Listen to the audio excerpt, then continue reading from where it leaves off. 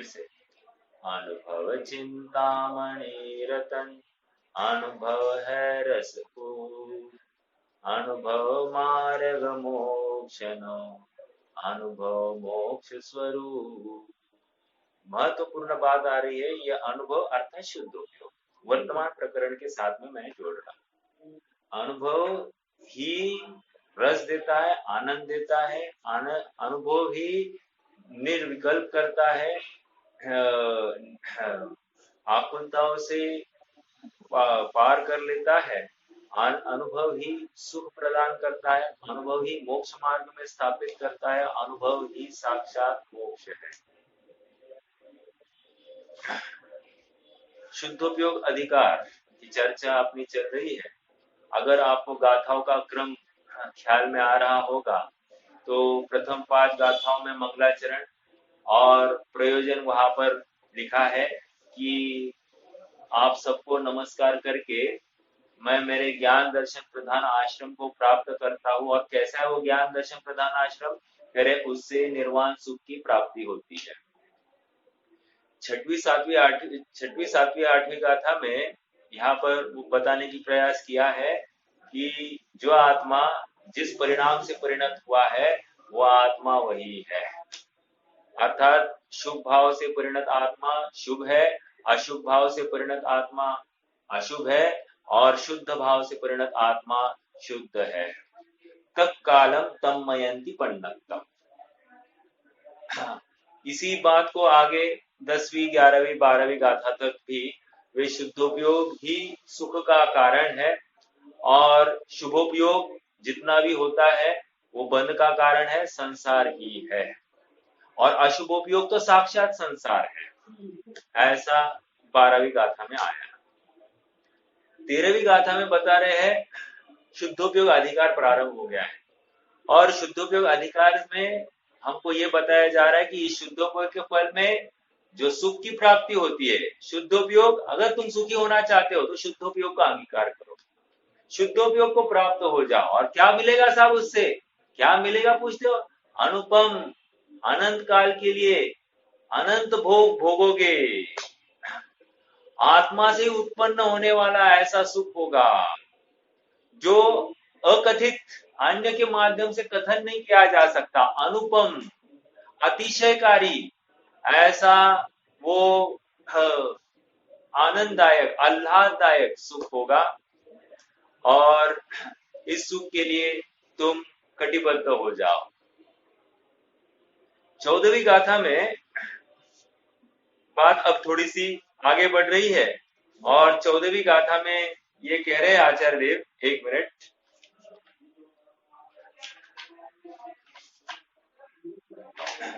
चौदहवीं गाथा में मैं हिंदी का अनुवाद ही पढ़ लेता हूँ।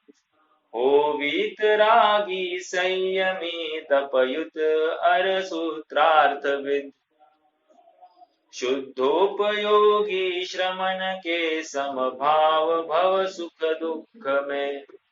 कह रहे वो शुद्धोपयोग कैसे प्रकट होता है, शुद्धोपयोग को हम कैसे पहचाने?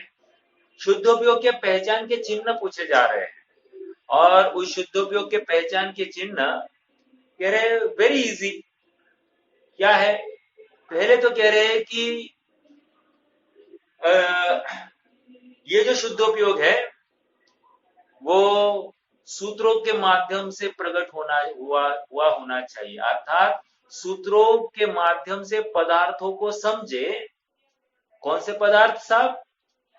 जीवादि प्रयोजन भूत तत्व सरदेति न माही विपर्यप्त। आज तक क्या हो रहा था?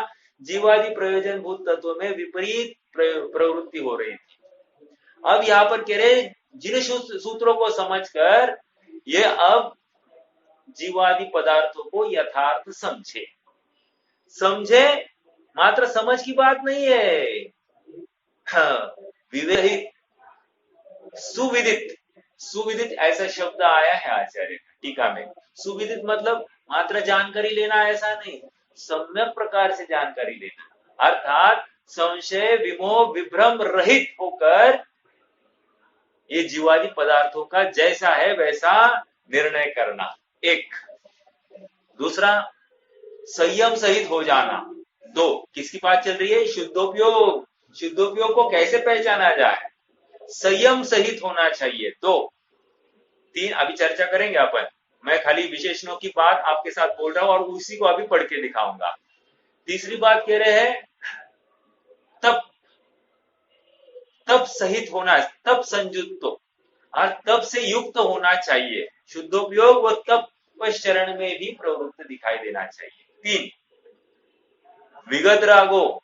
चार, राग से विगत हो गया है जो, ऐसा ही वो शुद्धोपयोग का लक्षण है। और लास्ट कह रहे सम सुख दुखो, सुख और अथवा दुख दोनों में समान भाव, ऐसा जिसकी परिणति पाई जाती है वो शुद्धोपयोगी है। ऐसा आप निश्चिंत होकर समझ लेना। समझ में आ रहा है? अरे जिसकी किसकी क्या बात कर रहे हो, थर्ड पर्सन की बात नहीं, तुमको समझा रहे शुद्धोपयोग की क्या बात होती है। अरे आज तक इस जीव ने शुद्धोपयोग के नाम पर, धर्म के नाम पर दूसरों को परखा है, स्वयं को कहां परखा है? समझ में आ रहा है क्या?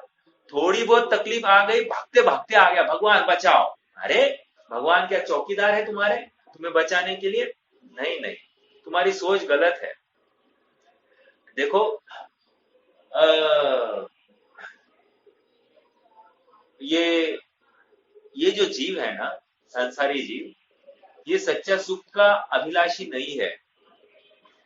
क्या हुआ है, थोड़ी बहुत प्रतिकूलता आ गई और इसलिए भागते भागते भगवान के पास आया है। ये मंगूस की जैसी, नेवले जैसी इसकी वृत्ति है।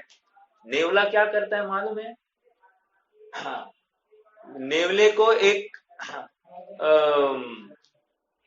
जड़ी बूटी बूटी का ज्ञान है, और आप देखोगे नेवला वहीं पर वास्तव्य करता है जहां पर वो विष दामिनी, मैं शब्द भूल रहा हूं, लेकिन जिससे जहर का असर उतर जाता है मात्र सूंघने से, ऐसी वो विष नागदमनी, करेक्ट करेक्ट करेक्ट, नागदमनी। नागदमनी नाम की एक वनस्पति है, उसको मात्र सूंघने से उसका जहर उतर जाता है। अब देखो ये सर्प से लड़ने गया है, सर्प के पास में विष है और इसके पास कोई विष नहीं है, और आश्चर्य देखो आश्चर्य यह है कि सर्प और नेवले के युद्ध में नेवला जीतता है, सर्प मर जाता है। ऐसा कैसे हुआ? फिर सर्प दंश मारता है, जहर का दंश करता है, जैसे ही नशा चढ़ने लगता है, वो जहर चढ़ने लगता है, ये भाग जाता है, उस औषधि को, उस वनस्पति को सूंघता है, और फिर से जहर उतरने के बाद भागकर यहाँ पर आ जाता है उस सर्प के साथ लड़ने के लिए। समझ में आ रहा है क्या? और अंततोगत्वा ये जीतता है। मुझे तो ये कहना है, जीतने की बात छोड़ दीजिए, लेकिन ये संसारी जीव की वृत्ति कैसी है? अभी पाप का उदय आया, भागते भागते आया, नागदमनी मतलब भगवान के दरबार में थोड़ा बहुत पुण्य अर्जन कर लिया। पुण्य अर्जन करने से क्या हो गया? अपने आप असाता साता रूप संक्रमित हो गई, इसको भ्रम हो गया भगवान ने मुझे बचाया। समझ में आ रहा है क्या? और फिर से ये प्रशस्त पाप में प्रवृत्ति करने लग गया, स्वच्छंद होकर पाप में प्रवृत्ति करने लग गया। समझ में आ रहा है? और ऐसा ही इसका काल बीत गया, मनुष्य भाव खत्म। ये शुद्धोपयोगी नहीं हो सकता। जो भगवान के पास आकर भगवान का सुख का जिसे महिमा नहीं आई है, भगवान जैसे सुख की प्राप्ति मुझे हो ऐसी महिमा उसे नहीं आई है, वो सुखाभिलाषी है ही नहीं, वो भोगाभिलाषी है। समझ में आ रहा है क्या? उसको भोगों की, विषयों की रुचि अत्यंत अत्यंत, और उसी से वो बराबर संस्कारित हुआ है। अनादिकाल का संस्कार है चार संज्ञाओं में प्रवृत्ति का, ये संस्कार टूटने से टूटता नहीं है, और ये भी उससे ही अभ्यस्त है। इसलिए समय सार की 5वीं गाथा में तो आचार्य देव ने डिस्क्लेमर लगा दिया, भाई हम तुम्हें जो आत्मा दिखाएंगे तुम समझकर उसको ग्रहण कर लेना, मैं अब अपनी तरफ से उस डिस्क्लेमर को यहां पर भी एप्लीकेबल करना चाहता हूं।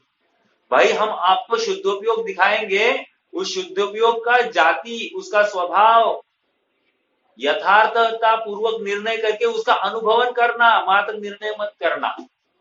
निर्णय करेगा तो काम नहीं होगा। कोई डॉक्टर के पास में गया, डॉक्टर को बोला डॉक्टर साहब बहुत तकलीफ है।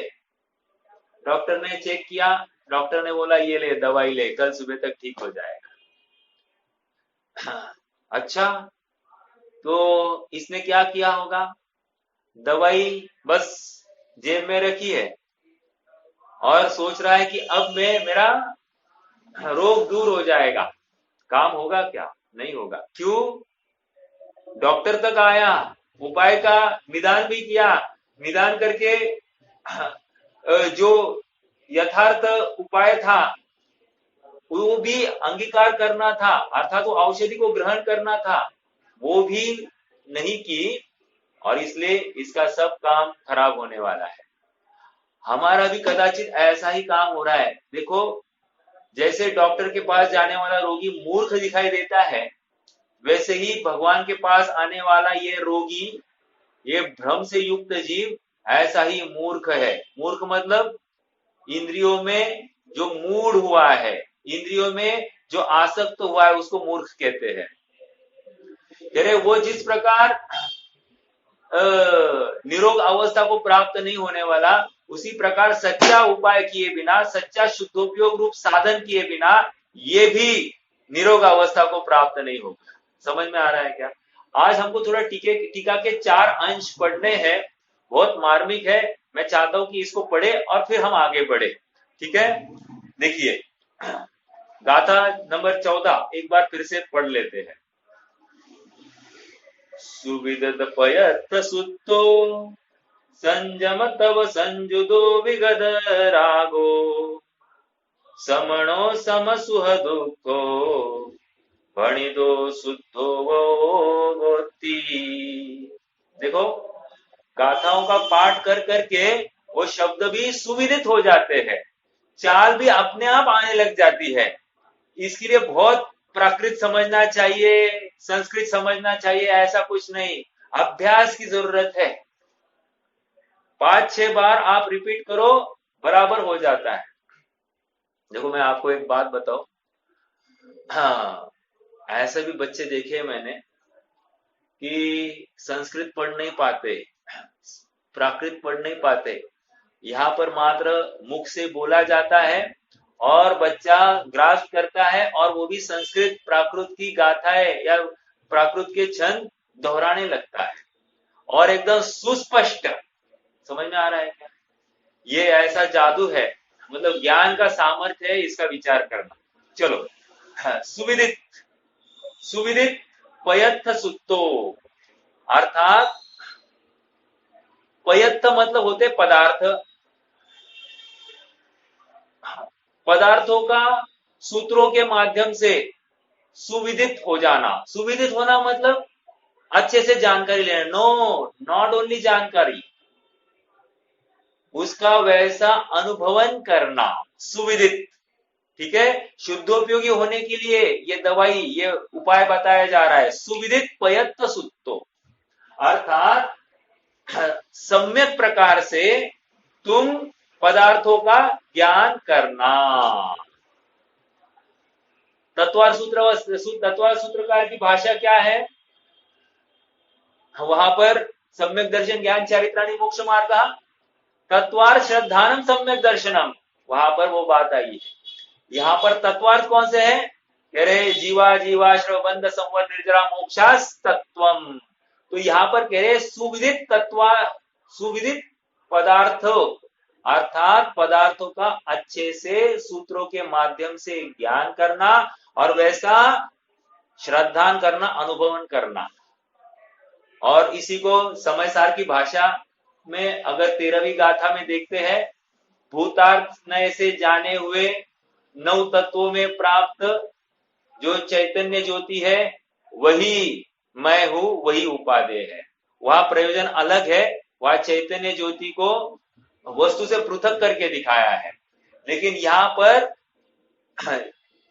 जीवत्व भाव से परिणत आत्मा जीव ही है, आश्रव भाव से परिणत आत्मा आश्रव ही है, बंध भाव से परिणत आत्मा बंध ही है, संवर भाव से परिणत आत्मा संवर ही है, ऐसा कह रहे सुविदित तू ही इन अवस्था रूप परिणमित होता है, ऐसा यहां पर समझने के लिए कह रहे हैं। समझ में आ रहा है क्या?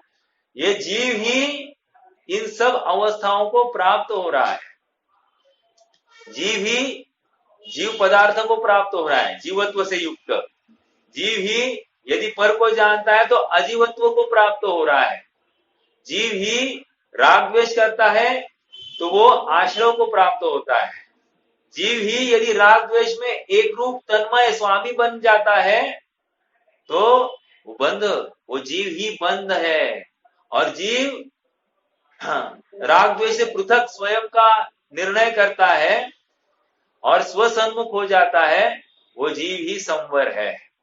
अर्थात संवर पर्याय से परिणत आत्मा संवर है। छोड़ दो, भूल जाओ कि बाहर से कर्म आना रुक गया, ये छोड़ दो, ये अभी बच्चों की बातें हो गई। समझ में आ रहा है क्या? देखो एक प्रश्न है आप सबसे, नाव काय से डूबती है? नाव के बाहर के पानी से डूबती है या नाव के अंदर के पानी से डूबती है? कितना फ्रैक्शन ऑफ सेकंड में आंसर है। क्या प्रश्न फालतू पूछ रहे हैं क्या? नाव काय से डूबती है? अंदर के पानी से। इतना इजी प्रश्न है, आप कैसे पूछ रहे हो? अरे भाई इजी जवाब दिखाई दे रहे हैं, यही अब जीवन में अप्लाई करना है। ये जीव संसार में क्यों डूब रहा है? अंदर में विराजमान राग द्वेष से, बाहर के क्रोध अनंतानुबंधी क्रोधमान माया लोक का जो उदय है या फिर मिथ्यात्व का दर्शन मोह का उदय है उसकी वजह से नहीं।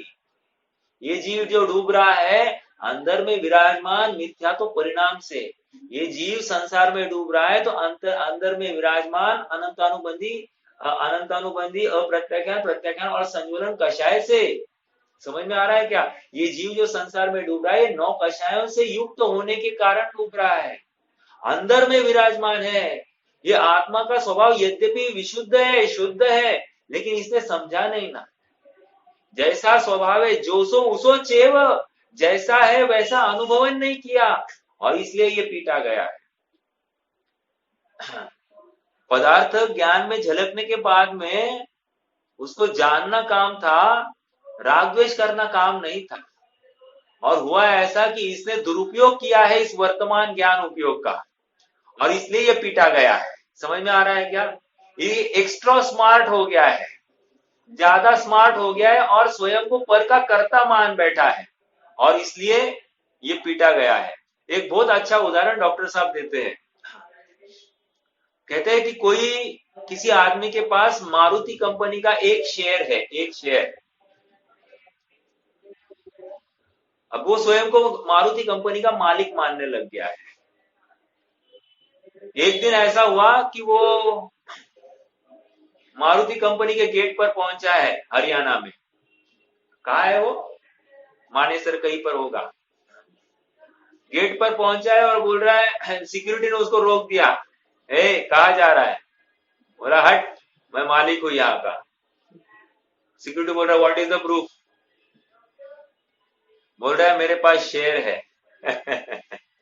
एक शेयर है मेरे पास मारुति का।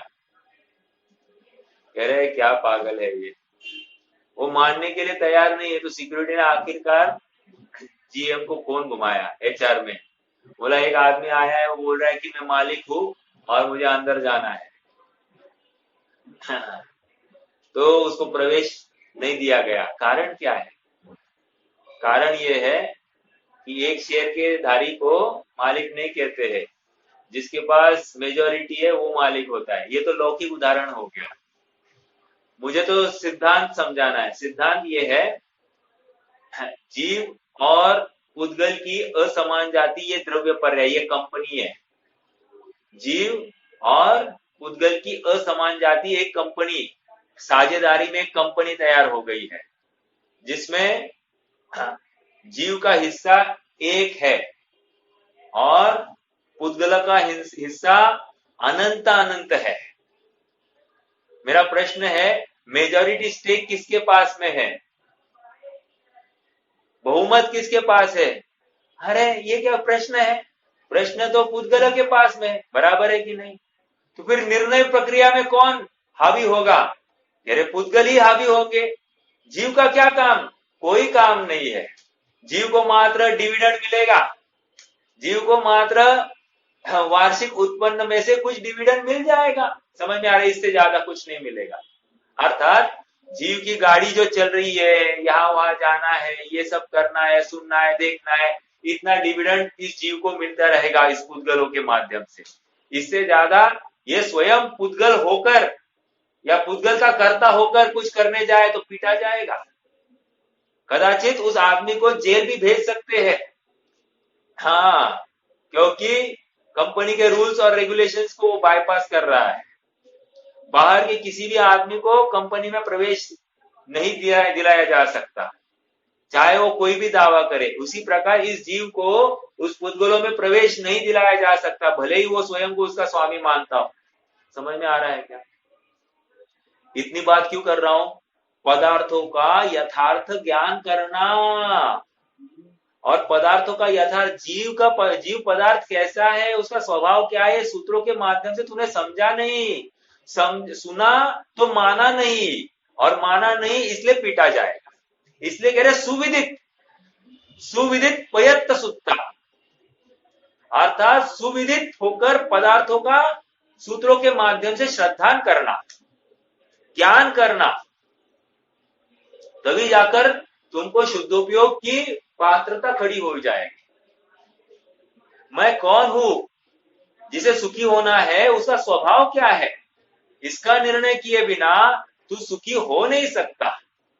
ठीक है, सुविदित पयत्त सुत्ता, इतने शब्द की अपन ने चर्चा की। मैं बहुत संक्षेप में कह रहा हूं, इसमें बहुत फैल सकते हैं। आधा घंटा तो अभी खत्म हो गया। चलिए, एक मिनट। हाँ, मुझे लगा मैंने रिकॉर्डिंग ही चालू नहीं किया। आकुलता देखो ना आवाज को रिकॉर्ड करने की कितनी वो आकुलता है। चलो कोई बात नहीं। हाँ जी, संजम, संजम तव संजुत्तो, संजम सहित। अब संयम किसको कहते हैं साहब, संयम अर्थात इंद्रियों का संयम और प्राणी संयम, ये 12 प्रकार के संयम। अरे ये क्या मान बैठा है, इंद्रियों के विषयों की ही वांछा अभिप्राय में पड़ी है तो खत्म। समझ में आ रहा है क्या, हिंसा में डैश परिणति मूल है और विषय सेवन में डैश मूल है। कंप्लीट द सेंटेंस, बोलो। हिंसा में डैश परिणति मूल है। वेरी गुड, जबरदस्त जबरदस्त, आनंद है आनंद है। देखो ऐसे शब्द सुनकर भी आनंद आता है, तो जिसकी चर्चा चल रही है उसकी चर्चा सुनकर आनंद आया कि नहीं आया। अगर आनंद आया तो शाबाश। अगर एक जिज्ञासा जागृत हो गई ना कि हाँ अगर कुछ करने योग्य है तो एक शुद्धोपयोगी है, मेरे आत्मा का आनंद रस ही भोगने योग्य है, और इस चर्चा को सुनकर मुझे तीव्र पौरुष हो रहा है, तो शाबाश की देना स्वयं को, क्योंकि आचार्य देव की यही आज्ञा है।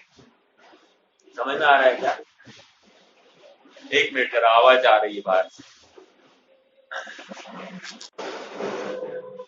देखो किसने कहा पर धर्म मान बैठा है, देखो कैसे पैपा पैपा करके घूम रहे हैं लोग।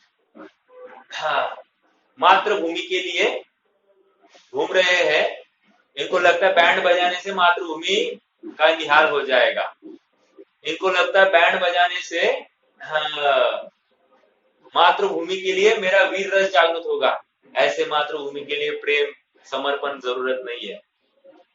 अगर मातृभूमि के लिए सच्चा प्रेम है ना तो कचरा रास्ते पर फेंकना बंद करना चाहिए। अगर मातृभूमि के लिए सच्चा प्रेम है ना तो भोगों में प्रवृत्ति कम करनी चाहिए। अगर मातृभूमि के लिए सच्चा प्रेम है ना तो विदेशी माल का त्याग कर देना चाहिए। समझ में आ रहा है क्या, स्वदेशी को अपनाना चाहिए। अगर मातृभूमि के लिए सच्चा प्रेम है ना तो हमारे जितने भी बांधव है इस भारत में रहने वाले सबके प्रति हमारा दया भाव हो, कोई भूखा नहीं रहता हो, इसके ख्याल रखना चाहिए। ये मातृभूमि के लिए प्रेम है। समझ में आ रहा है क्या? यदि ये बात हमको समझ में नहीं आई, खाली बैंड बजाने से मातृभूमि का प्रेम हम झलकाना चाहते हैं, यह अपराध है। समझ में आ रहा है क्या? जैसे ही यहाँ पर है भगवान या धर्म के प्रति प्रेम मतलब क्या? शिविरों में जाना ये प्रेम नहीं है। धर्म की बात या जिनवानी के वचन सुनना ये आत्मा के प्रति रुचि की बात नहीं है।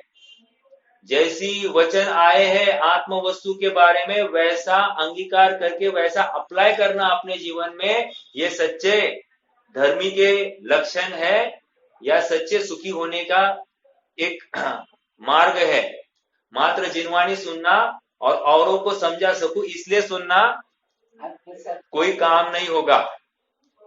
बहुत कहते हैं आत्मसात करना, अप्लाई करना, लेकिन ये किसी और को समझाने की बात नहीं है, मुझे स्वयं को समझना है इस बात को। श्रोता का स्वरूप बताया, वक्ता का स्वरूप बताया, जिसने जिनागम के समस्त रहस्य को पी लिया हो, नए विवक्षाओं को समझ लिया हो, आत्मा का धुनी हो, आत्मा का रसिया हो, वही वक्ता होने का अधिकारी है। एक श्रोता का स्वरूप बताया, जो मेंढक की भांति टकटकी लगाकर सुनता हो, ओ इसमें मेरे हित की बात है। मेरा हित मतलब नॉट दिस, पैसा नहीं, मेरे सुखी होने का उपाय यहां पर बताया है।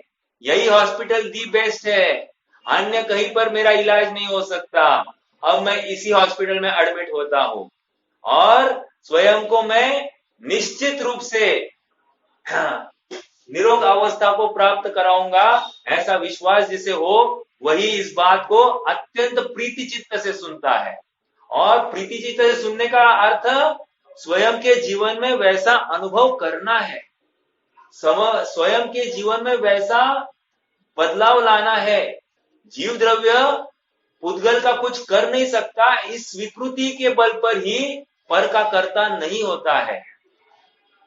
जीव मात्र ज्ञाता दृष्टा है, जीव पुद्गल आदि का कर्ता नहीं है, रुपया पैसे का कर्ता नहीं है, जमीन जायदाद का कर्ता नहीं है, बच्चों प्रॉपर्टी का कर्ता नहीं है, देश आदि का कर्ता नहीं है।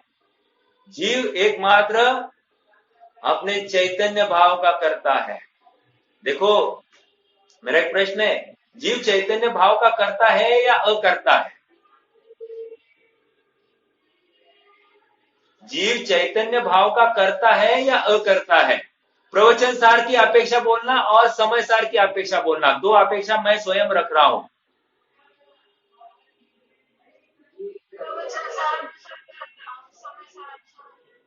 समझ में आ रहा है क्या? प्रवचन सार अपेक्षा करता है तब कालम तन्मयंती पंडितम, अर्थात जीव, अभी क्या कहा था मैंने? जीव अपने चैतन्य भाव का करता है, क्योंकि जीव उस समय में उस चैतन्य भाव से स्वयं परिणमित हुआ है, तो ये जीव उस भाव का कर्ता हो गया। अर्थात द्रव्य और उसकी पर्याय दोनों का अभेद, ये तत्कालम तन्मयंती पंडितम। और यही जीव यदि समय सार में देखना है तो वो जीव का शुद्ध अंश, दृष्टि का विषय, पर्याय से पृथक मात्र एक त्रिकाली ध्रुव, वो द्रव्यांश, ये दृष्टि का विषय है और वो अपरिणामी है, वो अपने चेतना भाव का भी कर्ता नहीं है। समझ में आ रहा है क्या? दोनों प्रयोजन परक कथन है, छल नहीं करना, जहां पर जो अप्लाई करना है वही इंजेक्शन लेना। गलत जगह पर इंजेक्शन लोगे तो रिएक्शन होगा, उसके लिए हम जिम्मेदार नहीं है। समझ में आ रहा है क्या? हाँ जी। सुविदित पयत्त सुक्तो, इसकी चर्चा हो गई। संयम संयुदो, संयम मतलब क्या कह रहे हैं? 6 प्रकार के इंद्रिया संयम और 6 प्रकार के प्राणी संयम, इनसे रहित हुआ है। सच में विचार करें, जहां पर साम्य भाव होता है तो अपने आप ये संयम धारण पर की रक्षा करने का भाव ही नहीं आता है, उससे अतीत हो जाता है। समझ में आ रहा है क्या? जो स्वरूप गुप्त हो गया है उसका अपने आप संयम धारण हो गया है। लेकिन जहां पर स्वरूप गुप्ति नहीं हो पा रही है तो फिर बताया जाता है ये इंद्रियों का आलंबन छोड़ दो। फिर बताया जाता है ये प्राणी भी जीव है, इनको इनकी तरफ थोड़ी दया भाव से देख लेना। नहीं तो अगर पर में तुम जीवत्व की स्थापना नहीं कर सकते हो, अर्थात पर में तुम जीवत्व नहीं देख सकते हो, तो तुम्हारे जैसा अपराधी कोई नहीं, क्योंकि तुम स्वयं में भी जीवत्व नहीं देखते। समझ में आ रहा है क्या? जो पर को जीव देखता है वो स्वयं को जीव देखता है। जिसमें पर में देखिए, एक प्रश्न है आप सबसे, बहुत अच्छा विचार दिए, वैसे आगे भी लिया जा सकता है, आगे लेते चलो। नहीं तो याद आ गया है, मुझे याद आ गया तो मैं भूल जाऊंगा, क्योंकि मेरी थोड़ी सी भुलक्कड़ वृत्ति है। आगे एक विशेषण दिया है विगत रागो। विगत रागो मतलब राग द्वेष से रहित हो गए हैं, विगत रागो। मान लो किसी ने अपने को ठग दिया है, ठगा है तो उसमें हमको जीवत्व देखना कि नहीं देखना? कह रहे जीवत्व देखो उसमें, तुम ये मत देखो उसको अपराधी देखोगे तो तुम अपराधी हो। समझ में आ ये प्रवचन सार की टोन है, शुद्धोपयोगी होना है ना। कह रहे तुम उसमें ठग मत देखो, तुम उसमें जीवत्व देखो। वो किस परिणाम से वो उसने तुम्हें उसको ठगने का भाव हुआ है उसको छोड़ दो, उसके स्वभाव की तरफ जाकर देखो तो वो ठग नहीं है, वो जीव ही है। समझ में आ रहा है क्या? विगत रागो, राग से रहित कैसे हो सकता है? ऐसा सब में जीवत्व की स्थापना करता है वही वही विगत राग हो सकता है। किसी में दीनपना नहीं देखना, एक इंद्रिय को जीव देखो, उनको जीव नहीं देखना, ये अपराध कर दिया है। षटकाय जीवों की हिंसा नहीं करना, अरे षटकाय में उन्होंने 5 स्थावर और 1 त्रस कह दिया। अर्थ 5 स्थावर में पांचों स्थावर को अलग से गिनाया, एक ऐसे 5 भेद किए और एक त्रस को, पांचों त्रस को एक साथ एक में ले लिया। ऐसा क्यों? इसलिए क्योंकि स्थावर को कोई जीव देखता ही नहीं है। देखो साहब, उनमें जीवत्व की स्थापना करो, संयम धारण करना है भाई। समझ में आ रहा है? ऐसा ऐसे विवेक से युक्त जो जीव है वही संयमी हो सकता है। और इसके आगे कह रहे हैं 5 इंद्रियों के विषयों में तुम जो रमन करते हो, 5 इंद्रियों की पूर्ति के लिए तुम अहर्निश प्रयासरत हो, यही तो अपराध है। जो विषय तुम्हें इष्ट लगा, तुम्हें दुख होता है क्या? तुम्हें खेद होता है क्या? ये विषय मुझे आज अच्छा लगा है? नहीं, तुम्हें उल्टा लगता है और एक बार मैं इसको भोगू, समझ लेना तुम अपराधी हो। क्यों? क्योंकि तुम संयमी नहीं हो। आचार्य देव कह रहे हैं संयमी होने का परिमाण क्या है? मान लो कोई मिठाई है, मिठाई हमको अच्छी लगी, आज और एक बार गया, ये असंयम है भाई तुम्हारा। खेद होना चाहिए, मुझे ये मिठाई अच्छी लगी, अर्थात इसने मुझे प्रभावित किया है, मैं तो अप्रभावित तत्व था और एक मिठाई के माध्यम से मैं परास्त हो गया हूं। समझ में आ रहा है क्या? ओ, जागृत होना। आचार्य देव शुद्धोपयोग की लक्षण बता रहे हैं और कह रहे हैं संयम सहित होता है। और संयम अर्थात इंद्रियों से पार, इंद्रियों के अधीन नहीं, इंद्रिय से हाँ एकदम उनकी अधीनता से निवृत्त होता हुआ, इंद्रियों का उपयोग ही नहीं करना, अर्थात इंद्रियों की जरूरत ही नहीं पड़े, ऐसा ये संयम है। स्वाधीन है, अपना है। समझ में आ रहा है क्या? संयम मैं ज्यादा नहीं खोलूंगा, एकदम शॉर्ट में बोलूंगा, खोलने के लिए तो बहुत है, संयम के ऊपर पूरा प्रवचन चल सकता है। हाँ, तब मतलब तव संजुदो, तव संजुदो मतलब क्या कहना चाहते हैं? कह रहे तव संजुदो मतलब इसको लगता है कि उपवास आदि करने से तब हो जाएगा और धमाधम दिन भर व्यापार आदि करते रहता है, नहीं चलेगा। कह रहे तव मतलब आत्मा के साथ आत्मा के साथ तन्मय होना है। उपवास, उप आत्मा के समीप, और अपने आप कषाय पार होने चाहिए। ये अच्छा ये बुरा, इस भावना से रहित हो जाना चाहिए। समझ में आ रहा है क्या? इसको तब कह रहे हैं। हमको किसी वस्तु को सुनकर हाँ ऐसा होता है, भारत जीता या हारा, अब किसकी मैच, अरे रे रे रे रे रे रे, ये विकल्प ही तब का नाश कर रहा है। समझ में आ रहा है? मतलब कह रहे हैं निस्तरंग प्रवृत्ति होना जरूरी। निस्तरंग एक शब्द आया है, निस्तरंग प्रवृत्ति तब के लिए। स्वरूप विश्रांत निस्तरंग प्रतपन रूप तप होता है। आहा, क्या कह रहे हैं? स्वरूप विश्रांत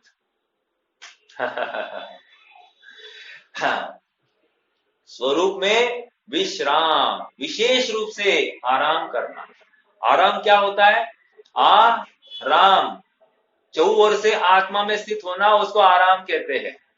और यहाँ पर विश्राम, विशेष रूप से आराम करना अर्थात विशेष रूप से तल्लीन होगा, विशेष रूप से आनंद का भोग करता हुआ विश्रांत, स्वरूप विश्रांत, नॉट पर पदार्थ विश्रांत, नॉट इंद्रिय विश्रांत। समझ में आ रहा है क्या? इंद्रियों में आसक्त, इंद्रियों में लीन, ऐसा नहीं। विषयों की आसक्ति नहीं। समझ में आ रहा है क्या? अभिलाषा की बिल्कुल भी चाह नहीं है। अगर थोड़ी भी अभिलाषा हो गया, इसको सम्यक तो ही नहीं है। क्यों? क्योंकि वहां पर अभिलाषा पड़ी है। मेरी भावना की अंतिम पंक्ति क्या है? आप कहां से लाए? कुछ भी खड़े करते हो।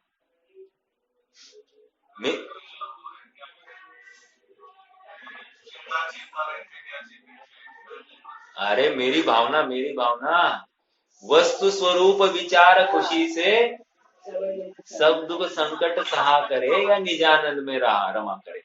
वस्तु स्वरूप, देखो वहां पर भी महत्वपूर्ण है। हमारा कितने जनों का ध्यान गया है मेरी भावना के ऊपर? मुझे नहीं लगता अभी तक हमने मेरी भावना भी ठीक से समझी कि नहीं। हाँ, क्योंकि हमको समझाई आ गई है और ना हमने समझने का कोई प्रयास किया है। हाँ, कह रहे वस्तु स्वरूप विचार खुशी से, खुशी से कह रहे वस्तु स्वरूप का विचार खुशी से करना। खुशी से मतलब खुशी हो जाएगी। ओ मैं किसी के अधीन नहीं, रुपया पैसा कमाना मेरा कर्तव्य नहीं, ओ रुपया पैसे से मैं सुखी होऊंगा ये बात नहीं, या उपवास करने से धर्म होगा ये बात नहीं।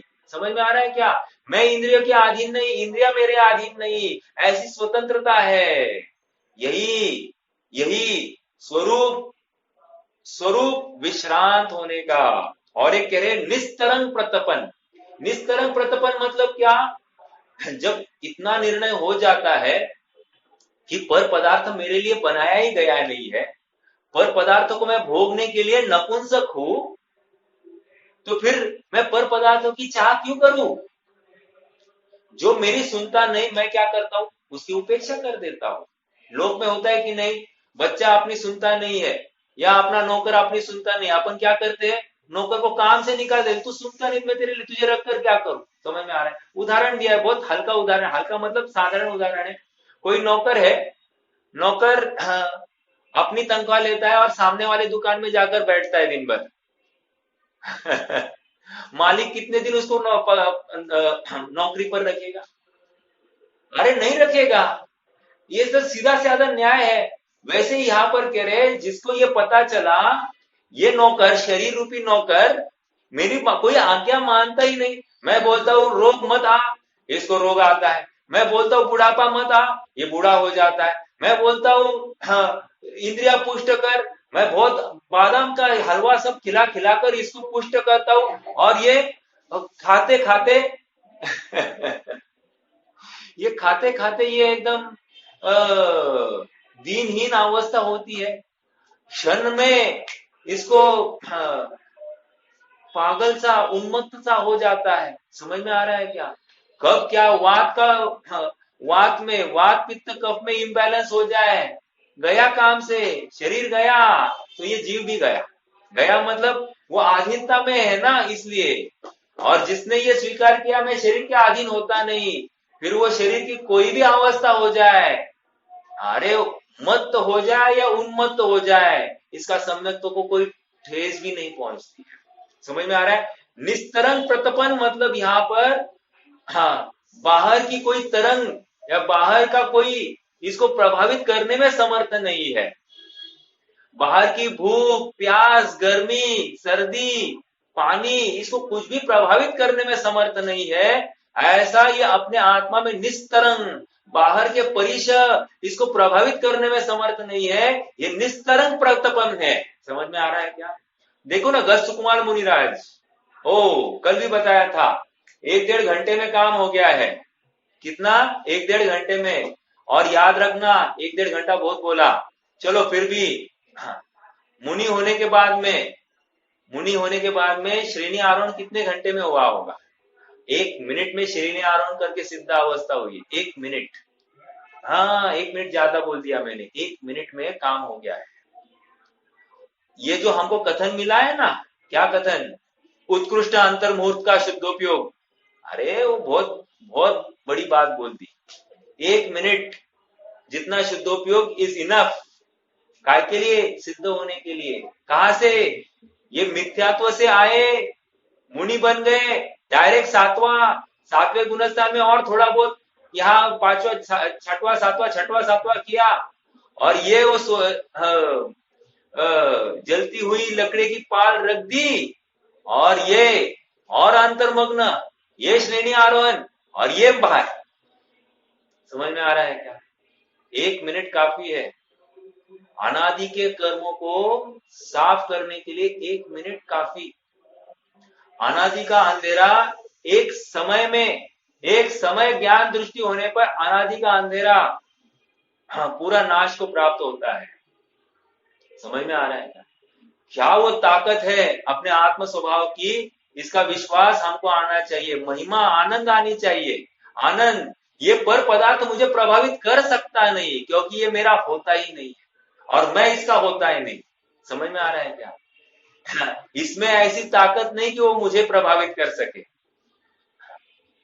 वो पिक्चर में डायलॉग होते हैं ना, आज तक कोई माइका लाल हुआ नहीं है जो डॉन को चैलेंज कर सके, है ना? ऐसा कोई आते हैं। ऐसे यहाँ पर आज तक कोई पर पदार्थ हुआ नहीं है जो मेरी चैतन्य सत्ता का नाश कर सके। समझ में आ रहा है क्या? ओ, ऐसा महिमावंत पदार्थ हो। अब विचार करना, जब जब भूख लगती है, जब जब गर्मी लगती है, जब जब ठंडी लगती है, जब जब प्रतिकूलता भाषित होती है, शरीर में दाह है, रोग है, क्या करना? मैं पर पदार्थ से प्रभावित होता नहीं। ओ, ऐसा विश्वास, ये निस्तरंग प्रतपन अर्थात तप को प्राप्त होता है जीव। समझ में आ रहा है क्या? ये एक बात हो गई। और लास्ट सेकेंड लाइन में देखो, समुनो समस्व दुखो भणिदो शुद्ध ओगोत्ति। हाँ, ये श्रमण जो है सुख और दुख में साम्य भाव धारण करते हैं। हाँ, ध्यानत राय जी को किसी ने पूछा, साहब क्या बात है, ये आदमी आपकी बहुत निंदा कर रहा था। तो उन्होंने कहा कुछ नहीं, उनके परिणाम देखो, उनके परिणाम द्वेष से युक्त थे। आत्मा में द्वेष परिणाम था उनकी आत्मा में। दूसरा, क्या बात है साहब, ये आपकी बहुत तारीफ कर रहे हैं, इनके आत्मा में राग परिणाम था। मेरे द्रव्य के प्रति मेरे द्रव्य को जानकर उनको राग परिणाम हुआ।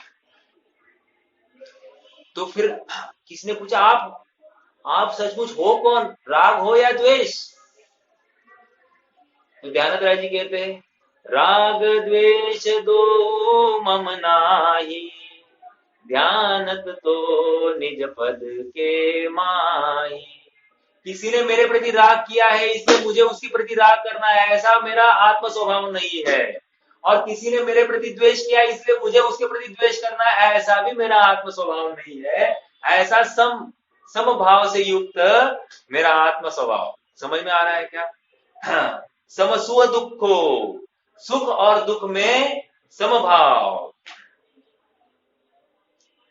प्रतिकूल संयोगों में क्रोधित होकर संसार बढ़ाया है। एक क्या हो गया, ये दुख मान लिया, प्रतिकूल संयोगों में दुख मान लिया। कैसा नालायक बच्चा हुआ, कैसे नालायक बेटा हुआ है, कैसे नालायक पत्नी आई है, ऐसा कहेंगे, कैसा नालायक पति है, या कैसा नालायक नौकर चाकर, जो कुछ होगा होगा कि नहीं, कह रहे नहीं।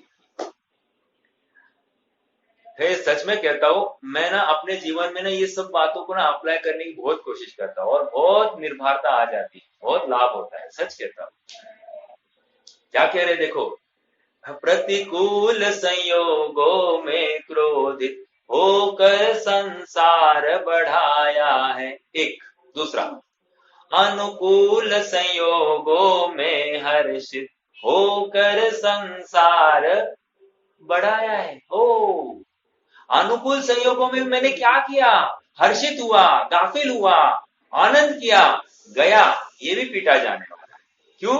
तूने हर्ष भी मान लिया तो भी तुम बंध को प्राप्त होने वाले हो, तुमने दुख भी मान लिया तुम बंध को प्राप्त होने वाले। ये शुद्धोपयोग नहीं, ये शुद्धोपयोग से विलक्षण है, अर्थात ये शुद्धोपयोग का स्वभाव नहीं होता।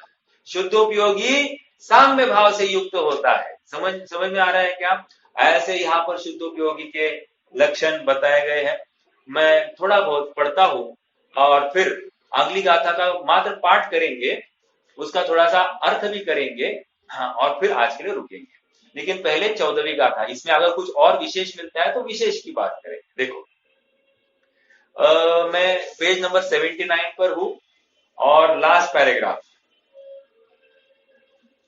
उक्त गाथा का भाव आचार्य अमृत चंद्र, प्रश्न है क्या विशाल भैया? हाँ बोलिए बोलिए। हाँ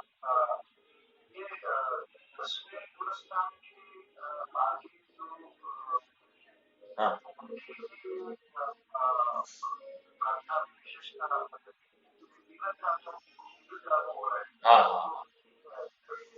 हाँ, देखो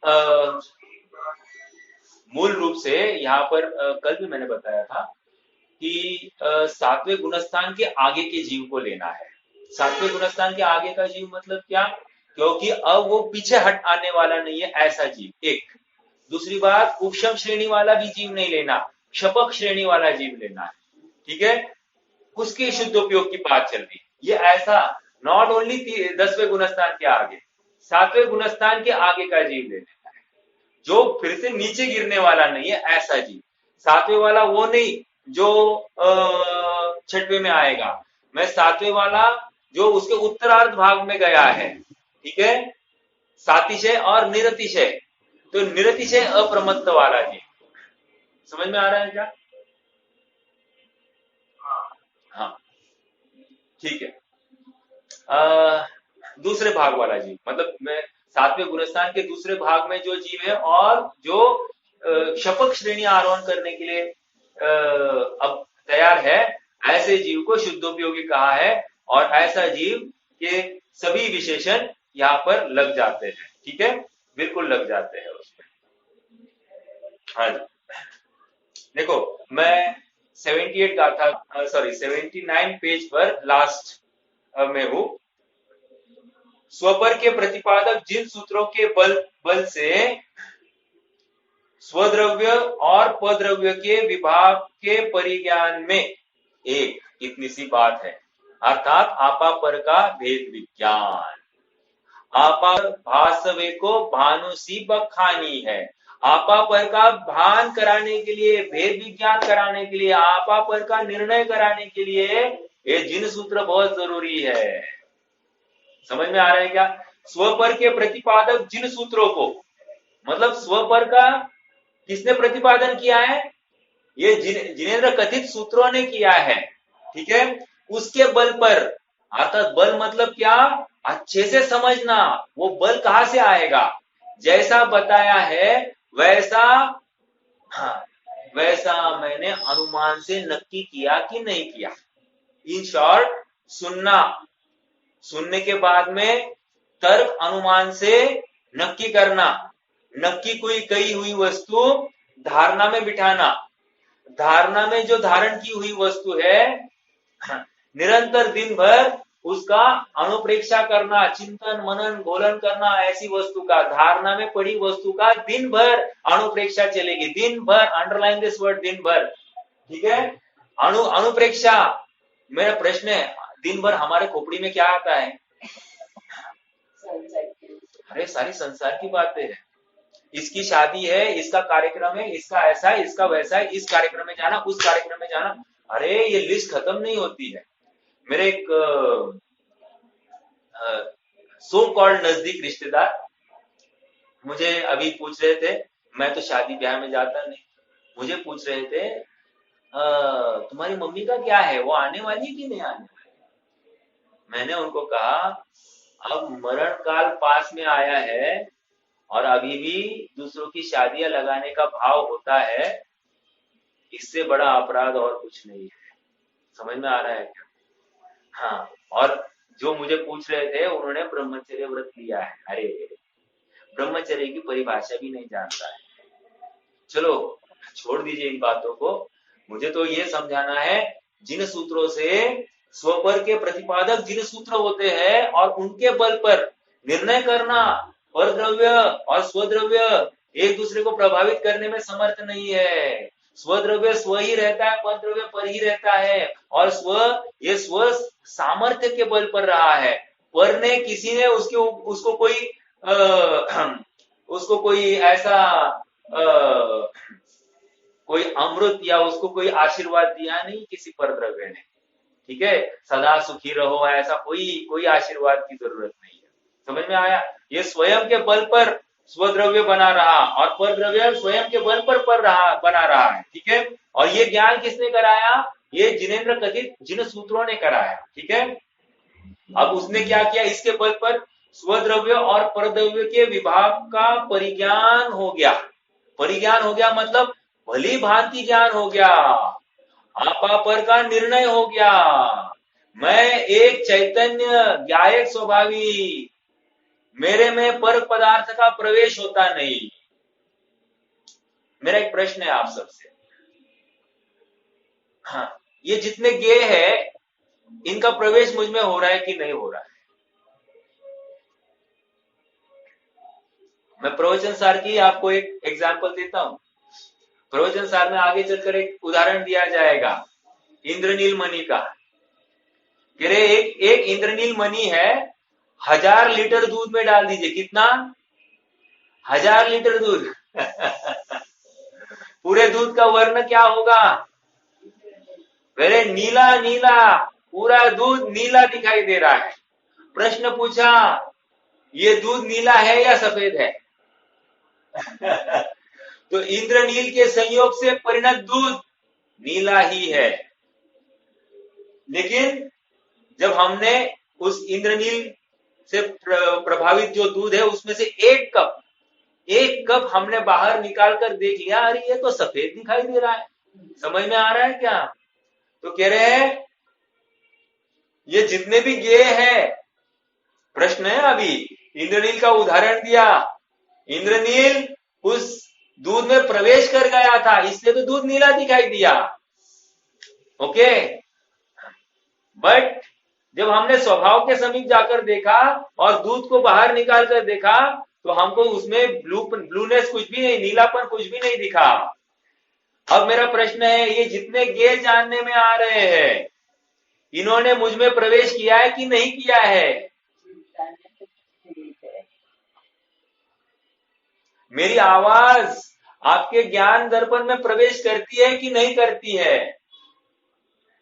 यदि नहीं करती है कहोगे तो आपने ज्ञान स्वभाव का निर्णय नहीं किया, और यदि करती है कहोगे तो आपने एक द्रव्य का दूसरे द्रव्य में मिलाप होना मान लिया है। लेकिन अपेक्षा है, स्यादवाद है। आत्मा जहां पर है वहां से उन भाषा वर्गणाओं को जान लेता है, अर्थात ज्ञान पटल पर ये भाषा वर्गणाएं झलक जाती है। तो ज्ञान आत्मा कहाँ की देख रहा है? आत्मा आवाज की वो भाषा वर्गणाओं को जान रहा है या ज्ञान को देख रहा है? प्रश्न है आपसे।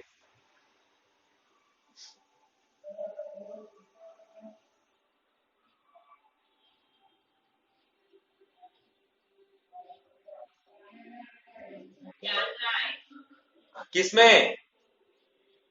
ज्ञान दर ज्ञान दर्पण में जान रहा है या भाषा वर्गणा को जान रहा है? ज्ञान दर्पण में जान रहा है। बहुत अच्छा, एक बात ये हो गई। प्रश्न ये है, ज्ञान उस समय में जो जान रहा है वो भाषा वर्गना है या ज्ञान है?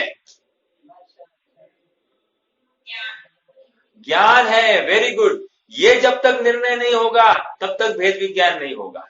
समझ में आ रहा है क्या? अर्थात ये आवाज जो झलक रही है ज्ञान दर्पण में, ये ज्ञान दर्पण में जो प्रतिभास हो गया है उस गे का, तो मैं ये ज्ञान पर्याय उस प्रतिभास को जान रही है, अर्थात ज्ञान को जान रही है, किसी और बाहर के पदार्थ को नहीं जान रही है। लेकिन ये निर्णय जब तक नहीं होता है तब तक अद्वैत नहीं होगा। सबसे पहले वही आया था ना, अद्वैत नमस्कार, द्वैत नमस्कार। उसी प्रकार किसी भी ज्ञेय को द्वैत होकर जानना या अद्वैत होकर जानना, कह रहे अद्वैत जानना, अर्थात मैं अपने हर चीज ज्ञान में जो झलक रही है वो स्वयं मैं अपने ज्ञान दर्पण में जान रहा हूं, और ज्ञान ही ज्ञान का ज्ञान करता है। अर्थात वर्तमान ज्ञान पर्याय ज्ञान दर्पण पर झलके हुए का ज्ञान करती है, और ज्ञान की जितनी निर्मलता होगी उतना जो ज्ञेय है वो इतना स्पष्ट झलकता जाएगा। वो तो दर्पण की निर्मलता नहीं है, वो तो अपने ज्ञान की विशुद्धि है। समझ में आ रहा है क्या? हाँ, देखो यहां पर क्या किया, स्वद्रव्य तथा परद्रव्य के विभाग का परिज्ञान किया। परिज्ञान ऐसा होता है, अभी हर ज्ञेय को जैसे ही जानेगा इस प्रकार भेद विज्ञान करना। स्वद्रव्य परद्रव्य ऐसा बंटवारा कर देना। श्रद्धा में और आचरण में समर्थ होने से जो सूत्रार्थ के जानकार है, छ का है, यहां तक आ गया सूत्रार्थ के जानकार। अर्थात ऐसा श्रद्धा भी कर लेना, ज्ञान से जानकर, सूत्रों से जानकर ज्ञान में अप्लाई करना, धारणा में बिठाना, और ऐसा अभी स्वज्ञ और स्वद्रव्य और परद्रव्य ऐसा भिन्न भिन्न भिन्न भिन्न करने का अभ्यास करना। कब करना? दिन भर करना। बिल्कुल कहना नहीं मेरे पास टाइम नहीं है सब, ऐसा बोलना ही अपराध है, क्योंकि जो शुद्धोपयोगी, जो रुचिवंत जीव है उसको निरंतर याद रहता है। समझ में आ रहा है? देखो, हाँ, किसी ने गाली दी, याद रहती है कि नहीं रहती? रहती है। फिर ये तू शुद्धोपयोगी ऐसा कहते तो याद क्यों नहीं रहता है? समझ में आ रहा है क्या? याद इसलिए नहीं रहा कि रुचि नहीं है, या स्वयं को हाँ शरीर वाला मान लिया है, इसलिए वह शरीरी स्वयं को मानने के लिए तैयार नहीं है। वो चींटी है जिसने मुख में नमक की डली रखी है तो उसको मिठाई का स्वाद नहीं आ रहा है। चींटी है, चींटी ने अपने मुख में नमक की डली रखी है और स्वाद मिठाई चखी, मिठाई का स्वाद ही नहीं आ रहा है उसमें। ऐसा ही ये जीव स्वयं को शरीर वाला मान रहा है और कह रहा है मैं अशरीरी। कैसे भेद विज्ञान होगा? कैसे स्वद्रव्य और परद्रव्य में भिन्नता भाषित होगी? अरे हर प्रत्येक क्रिया में, प्रत्येक समय में इसको ज्ञान दर्पण में सब कुछ दिखाई देना चाहिए, देखने की आदत डालनी चाहिए। अर्थात दिखता तो ज्ञान दर्पण में ही है, मानने की बात है, मानना चाहिए निरंतर मैं ज्ञान दर्पण में देखता हूं, अर्थात जो कुछ हो रहा है परिणाम सब ज्ञान में ही हो रहा है। जब तक ये स्वीकृति नहीं होती है तब तक बाहर की तरफ उसकी दृष्टि हटेगी नहीं। और इसके लिए समझा रहे हैं कि शरीर इंद्रियों के माध्यम से तो सुनता नहीं है, चखता नहीं है, भोगता नहीं है, कुछ नहीं है, जो कुछ हो रहा है ज्ञान में हो रहा है। और ऐसा विश्वास जिस दिन हो जाएगा, इसको विषयों की वांछा नहीं होगी। विषयों की वांछा नहीं जिनके साम्य भाव धन रखते हैं, ऐसे ज्ञानी साधु जगत के दुख समूह को हरते हैं। समझ में आ रहा है क्या? आ गई कि नहीं बात? सेम यहाँ यही बात है कि नहीं? विषयों की वांछा नहीं जिनके साम्य भाव धन रखते हैं। देखो ये गाथा 14, प्रवचन सार की गाथा 14 वही तो है। आप ढूंढना सीखो ऐसे, मतलब भक्ति में ऐसे गाथा के अर्थ ढूंढना सीखो, बहुत आनंद आएगा। ठीक है?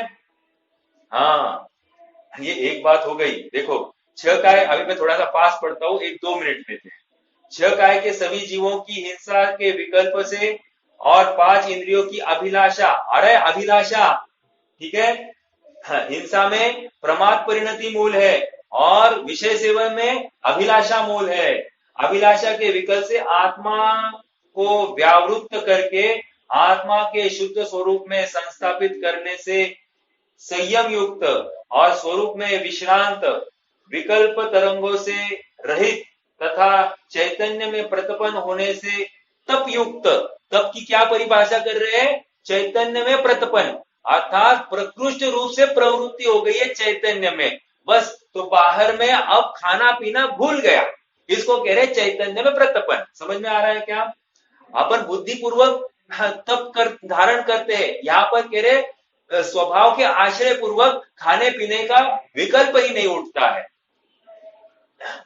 प्रतिपन्न होने से तप युक्त, इस प्रकार संयम और तप से युक्त संपूर्ण मोहनीय कर्म के विपाक से उत्पन्न मोह राग द्वेष भावों से भिन्नता की उत्कृष्ट भावना से निर्विकारी आत्म स्वरूप को प्रकट करने से जो वीतराग है, अर्थात वीतराग है, विगत राग है, सॉरी विगत राग है अर्थात वीतराग है, परम कला के अवलोकन के कारण साता असाता वेदनीय के विपाक से उत्पन्न होने वाले सुख दुख जनित परिणामों की विषमता का अनुभव नहीं होने से जो संसारिक सुख और दुख के प्रति समान भाव रखने वाले हैं, समसुख दुख है, ऐसे श्रमणों को शुद्धोपयोगी कहते हैं। ऐसे श्रमणों को मतलब मुझे भी अगर शुद्धोपयोगी होना है तो मुझे इन सब क्वालिटीज को अंगीकार करना है।